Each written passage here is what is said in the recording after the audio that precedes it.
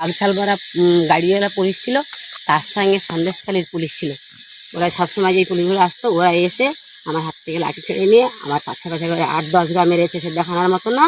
এইগুলো কি পুলিশ, মেয়ে পুলিশ হতে, সেটা তো ছেলে পুলিশ মারলো কী কারণে? আমাদের কি ন্যায্য অধিকারটা কি কেড়ে নেওয়ার জন্যে এতদিন কেড়ে নিয়েছিল, সেটা কি পারেনি বলে এখন কি ছেলে পুলিশ এসে মার খেতে হবে আমাদেরকে?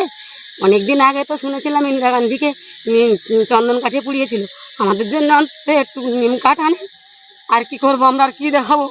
আমাদের তো অনেক কিছু দেখানো হয়ে গেছে, আর দেখানোর কি আছে? কী করে প্রদীপ করে আসেন, দেখবেন গাড়িতে করে ভোট দিতে নিয়ে যাবেন, তাছাড়া আমার যাবার কোনো গতি নেই, দেখানোর কোনো জায়গা নেই।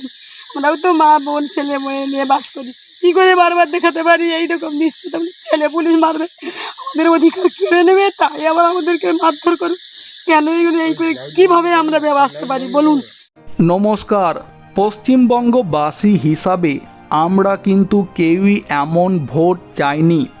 পশ্চিমবঙ্গের রাষ্ট্রপতি শাসন ছাড়া, মিলিটারি দিয়ে ভোট করানো ছাড়া যে পশ্চিমবঙ্গে এই রকম অত্যাচারী শাসক তৃণমূলের সময়ে সাধারণ জনগণ যে তাদের ভোটাধিকার প্রয়োগ করতে পারবেন না, এটা পশ্চিমবঙ্গে প্রত্যেকটা দফার ভোটে বারংবারই প্রমাণ হয়েছে।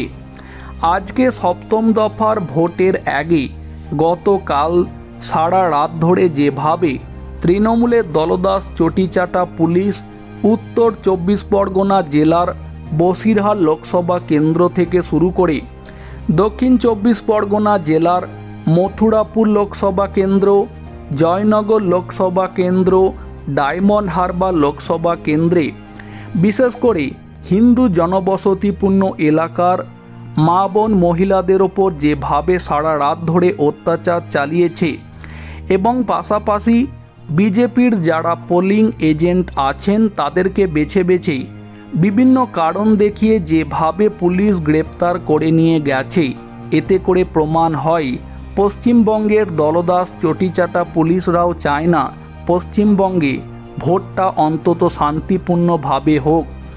ভিডিওর প্রথমে আপনারা যে মহিলাটিকে দেখলেন কান্নাকাটি করতে, দেখে কি কোথাও মনে হচ্ছে মহিলাটা ইচ্ছা করে নাটক করে কান্না করছেন? একজন মহিলা কতটা কষ্ট, কতটা আঘাত পেলে তার চোখ দিয়ে জল আসতে পারে, সেটা আশা করি আপনারাও জানতে পারছেন। ভিডিওর প্রথমে দেখানো সন্দেশখালীর এই মহিলা জানাচ্ছেন যে তাকে বাঘছাল পড়া পুলিশ এবং সন্দেশখালীর পুলিশ এসে তার ওপর বেধড়ক লাঠিপেটা করেছে। যে লাঠিপেটা যে তাকে করেছে সেটাও কিন্তু তিনি খুলে দেখাতে পারছেন না, যেহেতু তিনি একজন মহিলা।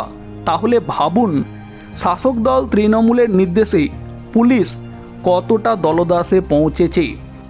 সন্দেশখালীর এই মহিলাটি কতটা কষ্ট, কতটা দুঃখ, কতটা আঘাত পেয়েছেন শুধু একটু ভেবে দেখুন। মহিলাটি চোখের জলে কাঁদতে কাঁদতে বলছেন, প্রাক্তন প্রধানমন্ত্রী ইন্দিরা গান্ধী যখন মরে গিয়েছিল তখন তাকে চন্দন কাঠে পোড়ানো হয়েছিল, আর এই রকম অত্যাচারের পরে যদি তিনি মারা যান তাহলে তাকে অন্তত যেন নিম কাঠেও পোড়ানো হয়। তাহলে একবার ভেবে দেখুন মহিলাটি কতটা কষ্ট, কতটা আঘাত পেয়েছেন, তারপরই তার চোখের জলে এই রকম কথা বেরিয়ে আসছে।